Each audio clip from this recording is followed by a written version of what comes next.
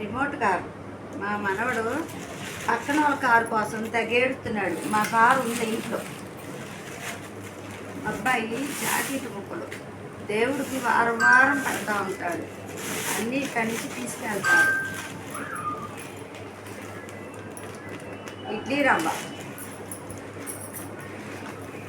కందిపప్పు,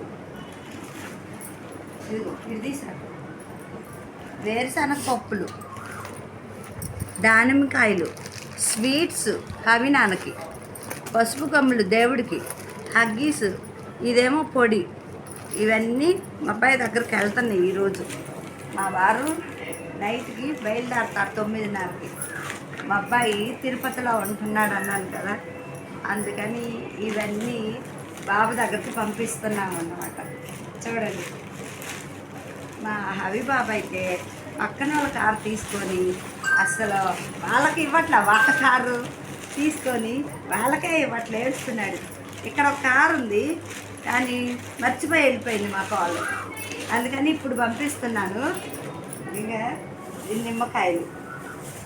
నిమ్మకాయలు ఇక్కడ అన్నీ ఉన్నాయి కదండి, మళ్ళీ అక్కడ అన్నీ కొనటం ఎందుకు, పిల్లల దగ్గరికి వెళ్ళాలంటే అన్నీ పంపించాలి కదా. A to Z చూసుకొని అన్నీ పంపిస్తున్నాను మా అబ్బాయి కోసం. చూడండి ఎలా ఉంది. మీరు ఎప్పుడన్నా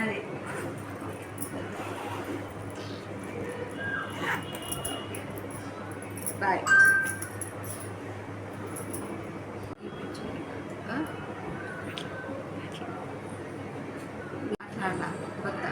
మాట్లాడు. మీరు కూడా పిల్లలకి ఇలాగే అన్నీ సర్దుతూ ఉంటే చూడండి, పిల్లలు దూరంగా ఉంటే ఏది తగ్గిద్దో మనకు తెలీదు, ఏది ఉంటుందో తెలీదు.